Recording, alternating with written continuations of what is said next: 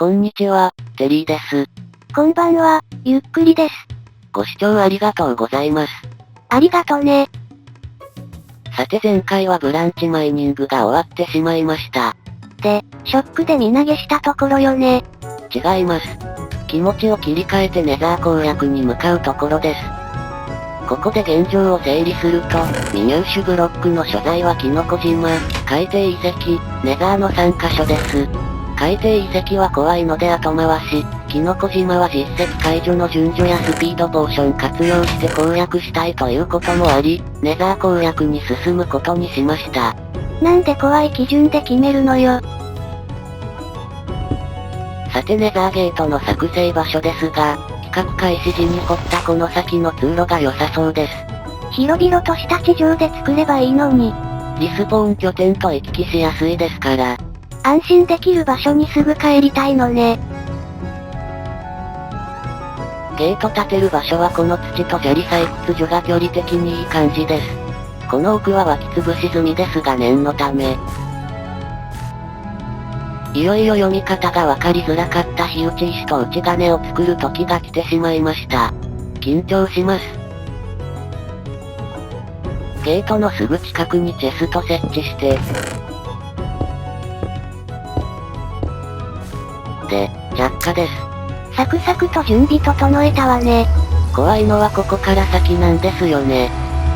前作では秒が距離銃ではカクカクしましたが、このバージョンでは割と動くことを期待して、いざ、ネザーへ。あれ？いざ、ネザーへ。早くしなさいよ。そんなこと言われても、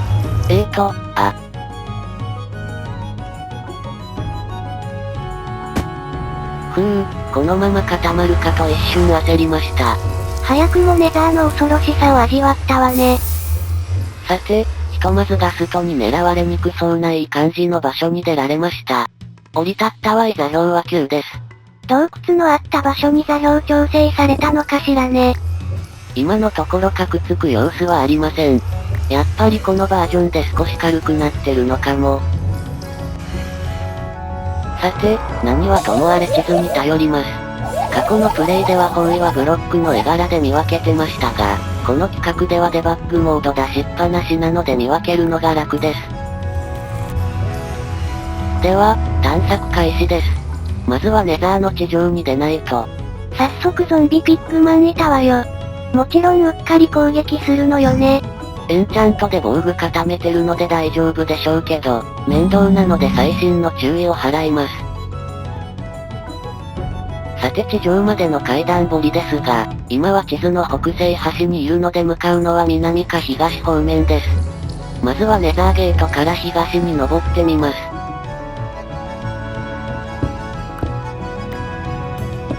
まあ、案の定というか、予定調はね。というわけで階段途中から南方面に進むことにしました。こっちも。予定通りね。いや待てよ。地図では北方面が少し余裕ある。これは引っ掛けで北が正解ルートなんです。ほらやっぱり、北ならはい座標20まで登れてます。ガストの声がするのだから地上も近いはずよ。思惑通りね。つまり、今いるのは溶岩海の底の洞窟のようです。さて、どうしたものでしょうか。何メートル掘れば溶岩海を抜けられるのでしょうか。外れるたびにネザーでは流れが速い溶岩がこんにちはです。休養ができました。そんなのいつでも取れるでしょうに。ネザーゲートの近くのチェストにシルクタッチをしまっておいたんです。まずはネザー水晶鉱石から、無事入手できました。さて、残りは幸運3で取ってしまいましょうか。とりあえずネザー水晶15個確保しました。これも覚えてる限り作るの初めてです。それにしても、いちいち通常世界に戻るのは安全志向すぎない？やっぱりまだネザーが怖いんです。いつも慣れるのに少々時間がかかります。さて再びネザーです。少し考えたのですが、実はここは溶岩海の端っこの方で、このまっすぐ南の方向なら溶岩海がなかったりしないでしょうか。淡い期待を抱き始めたわね。お、ソウルサンド発見です。こちらも入手対象ブロックです。こんな地中にもあったりするのね。通常世界の砂利みたいな扱いかもしれません。うおー。まあどうせダメ元だったんでしょ。いやまだわかりません。溶岩の雫が滴ってるのが一箇所からだけのようですし、少し進んでから階段掘りしたら、そう考えていた時期が私にもありました。さて、作戦練り直すためにリスポーン拠点に戻りました。結局逃げ帰ってきたのね。溶岩をただのオレンジの水だと思えばいいのよ。浴びても燃えるだけだし。一応実績解除してるので、次の実績を見てみましょうか。やりすぎ以外で次に解除できるのは、ブレイズロッドとガストのようです。ガストは編集でカットか8倍速ね。まあ、英気を養うためにここで中断。で、日をまたいでのゲーム再開。いろいろ考えたのですが、ネザーの溶岩海は広くないはず、恐れすぎたんですよ。というわけでもうちゃっちゃと溶岩海を抜けますね。燃え尽きる覚悟できたのね。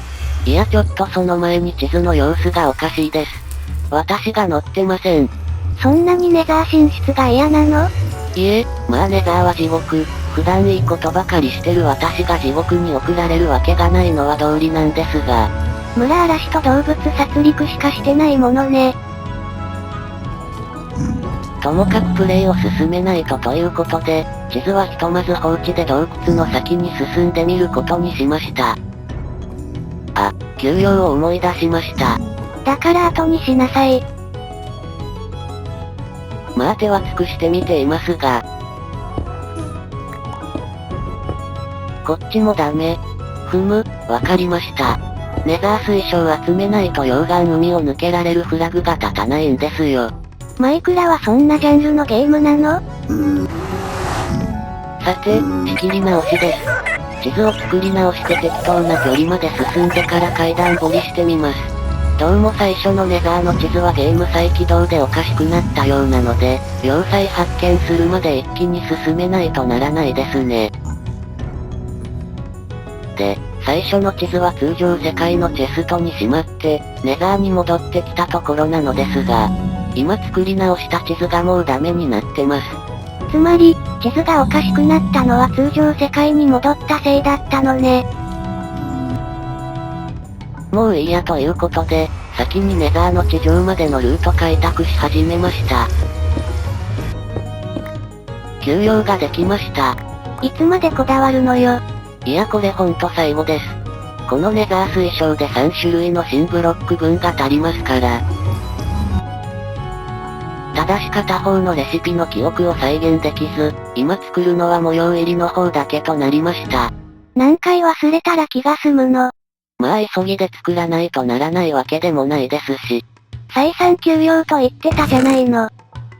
まあでもこれでネザーの新ブロックの残りは実質ネザーレンガとビーコンだけです。どうやら本腰入れてネザー要塞探しする時が来たようです。また地図の作り直しですが、拡張は一段抑えました。気持ちサトウキビの節約です。もうネザー要塞見つけるまで通常世界に戻らない所存です。で、試しに50メートルほど直線掘りしてから階段掘りを。来た。ようやく来ましたネザーの地上です。ネザーに降り立ってから苦節35分、やっとここまで来ました。随分微妙な時間かかったわね。生ガストにようやく出くわしました。ガスト実績は後回しで、ネザー要塞探し中の今はスムーズに5対3願います。弓の腕は相変わらずよね。前作と違って矢は大量生産済みなので、物量で勝ればいいわけです。よし、まあまあじゃないですか。今なんかプギャーとか言ってた気がするのですが、なんかこっち向かってる気はやっぱり。ちょっと一体なんで？まさかガストのさらに向こうのゾンビピッグマンが狙いだとは思わなかったわ。さりげなく弓の腕鍛えてたのね。いや、クリアのタイミングがガストを倒した直後だったし、まさかあのガストの中の人がゾンビピッグマンだったんじゃないですよね。まあ多分、ガストを仕留めた直前の矢がゾンビピッグマンに当たったものだと思いますが、それからというもの襲われっぱなしです。